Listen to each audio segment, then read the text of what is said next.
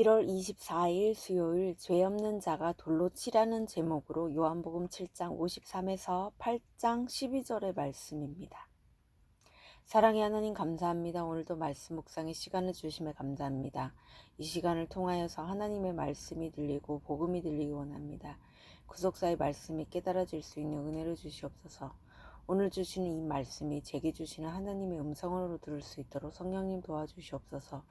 말씀대로 믿고 살고 누린 인생이 되게 하시고 이 시간도 우리와 함께 하여 주시옵소서. 감사드렸고 예수님의 거룩하신 이름으로 기도드립니다. 아멘. 본문의 말씀입니다. 다 각각 집으로 돌아가고 예수는 감난산으로 가시니라. 아침에 다시 성전으로 들어오시니 백성이 다 나아오는지라. 앉으사 그들을 가르치시더니 서기관들과 바리새인들이 음행 중에 잡힌 여자를 끌고 와서 가운데 세우고 예수께 말하되 선생이여, 이 여자가 간음하다가 현장에서 잡혔나이다. 모세는 율법에 이러한 여자를 돌로 치라 명하였거니와 선생은 어떻게 말하겠나이까. 그들이 이렇게 말함은 고발할 조건을 얻고자 함이여 예수를 시험함이러라. 예수께서 몸을 굽히사 손가락으로 땅에 쓰시니 그들이 묻기를 마지 아니하는지라. 이에 일어나 이르시되 너희 중에 죄 없는 자가 먼저 돌로 치라 하시고 다시 몸을 굽혀 손가락으로 땅에 쓰시니 그들이 이 말씀을 듣고 양심의 가책을 느껴 어른으로 시작하여 젊은이까지 하나씩 하나씩 나가고 오직 예수와 그 가운데 섰는 여자만 남았더라. 예수께서 일어나사 여자 외에 아무도 없는 것을 보시고 이르시되 여자여, 너를 고발하던 그들이 어디 있느냐? 너를 정죄하는 자가 없느냐? 대답하되 주여, 없나이다. 예수께서 이르시되 나도 너를 정죄하지 아니하노니 가서 다시는 죄를 범하지 말라 하시니라. 아멘. 도움말입니다. 8장 1절의 감람산은 겟세마네라는 이름으로 잘 알려진 해발 814m의 올리브산입니다. 예루살렘 동쪽 기드론 시내 건너편에 위치했습니다. 서기관은 율법을 필사하거나 연구하여 가르치는 전문 율법학자로 주로 레위 지파 출신이며 세습직이었습니다. 바리새인은 분리된 자란 뜻으로 율법을 철저히 지키며 불결하고 부정한 것으로부터 자신을 분리하는 사람들로 엄격한 율법 준수와 모범으로 당시 사회에서 큰 신망과 존경을 받았습니다. 본문 요약입니다. 성전에서 말씀을 가르치시는 예수님을 시험하려고 서기관들과 바리새인들이 음행 중에 잡힌 여자를 끌고 옵니다. 그리고 모세의 율법에 따라 이 여자를 돌로 쳐 죽여야 한다고 말합니다. 이에 예수님이 너희 중에 죄 없는 자가 먼저 돌로 치라고 하시자 이 말씀에 양심의 가책을 느낀 사람들이 하나둘씩 그 자리를 떠납니다. 오늘의 중보기도입니다. 함께 기도해 주세요. 각 나라 법에 고발당한 선교사들을 말씀으로 붙드시고 그 문제로 수많은 영혼이 주께 돌아오게 하옵소서. 아멘. 본문 해설입니다. 첫 번째, 음행 중에 잡힌 여자 7장 53에서 8장 6절의 말씀입니다. 유대 종교 지도자들은 가늠하다 현장에서 잡힌 여자를 데려와 예수를 시험합니다. 예수님이 그녀를 처형하지 말라고 하시면 그들은 율법으로 주님을 고발할 예정이었습니다. 반대로 그녀를 처형하라고 하시면 그들은 로마법으로 주님을 고발할 생각이었습니다. 로마법으로는 유대인들 스스로 죄인을 처형할 수 없기 때문입니다. 이처럼 이 세상은 고발할 조건을 얻고자 늘 옳고 그름의 잣대로 사건을 대합니다. 하지만 예수님은 이 사건 앞에 먼저 침묵하시고 무언가를 땅에 쓰십니다. 적용 질문입니다. 나는 사건 앞에서 옳고 그름의 가치관으로 내 생각을 주장합니까?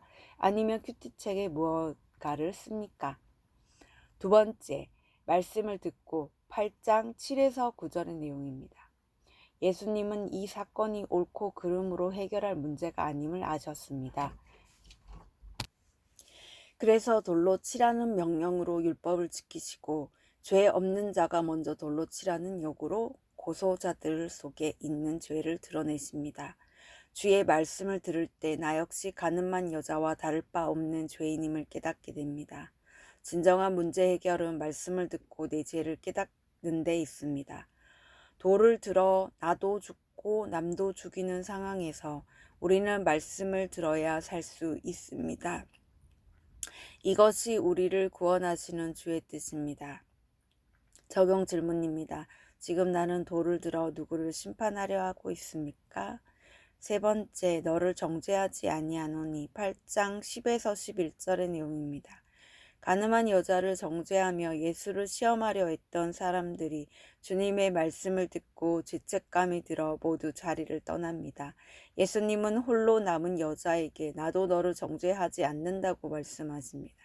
그리고 가서 다시는 죄를 범하지 말라고 하십니다. 이 말씀은 현재 명령법으로 앞으로 계속해서 죄를 짓지 말라는 뜻입니다. 이는 용서인 동시에 심판이기도 한 말씀입니다. 나 또한 주께 죄 사함을 받았다면 앞으로 다시 죄를 범하지 않도록 지속적으로 적용해야 합니다. 적용 질문입니다. 다시는 죄를 범하지 말라는 주님의 말씀에 순종해서 내가 끊어야 할 죄는 무엇입니까? 오늘 기도하기는 현장에서 잡혀온 가늠한 여자가 바로 저임을 고백합니다.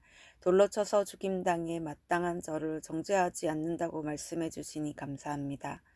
이제 다시는 죄를 범하지 말라는 주님의 준엄한 명령 앞에 지속되고 반복되는 내 죄가 끊어지게 도와주옵소서. 아멘. 묵상 간증입니다. 제가 문제 부모입니다란 제목으로 배은진님의 말씀 적용글입니다. 엄하신 부모님 밑에서 마지로 태어난 저는 인정받고 싶어서 스스로 할 일을 잘하는 모범생으로 자랐습니다. 부모님이 싫어하시는 일은 하지 않았고 공부를 열심히 하고 교율을 지키는 것을 당연하게 여겼습니다. 그러나 정작 내 내면의 소리는 외면한 채 부모님과 선생님이 원하시는 대로 틀에 갇힌 생활을 했습니다. 자기가 원하는 삶을 살아가는 사람들을 부끄러워하면서도 한편으론 왜 저러지 하며 판단했습니다. 청년 시절의 말씀으로 나 자신을 들여다보는 공동체에 속하면서 옳고 그름의 가치관으로 남을 판단하고 정죄하는 바리새인이 바로 나라는 것을 깨닫게 되었습니다. 그럼에도 저는 자녀 고난을 겪는 지체들을 보면서 왜 자녀 양육을 저리도 힘들어할까? 나라면 저렇게 되도록 놔두지 않았을 텐데 라고 생각하는 교만이 있었습니다. 그러면서 내 아이는 큐티하는 공동체에서 자랐으니 믿음도 좋고 공부도 잘하며 부모 말도 잘 듣는 자녀이길 바랐습니다. 그래서 스스로 의롭다고 여기며 예수를 시험한 서기관들과 바리새인들처럼 내 마음대로 따라주지 않는 첫째와 공부 잘하고 모범생인 둘째를 차별하여 자녀를 괴롭게 했습니다. 그러다 저는 공동체의 권면에 따라 청소년부 교사로 봉사하게 되었습니다. 그곳에서 저는 자기 자녀보다 힘든 아이들을 기다리고 품어주는 선생님들의 모습을 보며 저의 죄를 깨닫게 되었습니다. 음행 중에 잡혀온 여자를 긍휼히 여기신 예수님과 달리 제게는 자녀를 향한 긍휼함도 하나님을 향한 신뢰도 없었던 것입니다. 이런 제게 예수님은 나도 너를 정죄하지 아니하노니 가서 다시는 죄를 범하지 말라고 하십니다. 이 말씀을 기억하며 자녀는 하나님이 제게 잠시 맡기신 선물이고 저는 청지기일 뿐이라는 사실을 잊지 않겠습니다. 나아가 사춘기를 겪는 자녀를 잘 기다리고 받아줌으로 하나님의 긍휼을 보이길 원합니다. 이분에 적용하기는 제가 맡은 청소년부 아이들에게 일주일에 한 번씩 전화 신방을 하겠습니다. 큰 아이에게 응, 그렇구나, 알겠어 라는 수용의 언어를 사용하겠습니다. 입니다.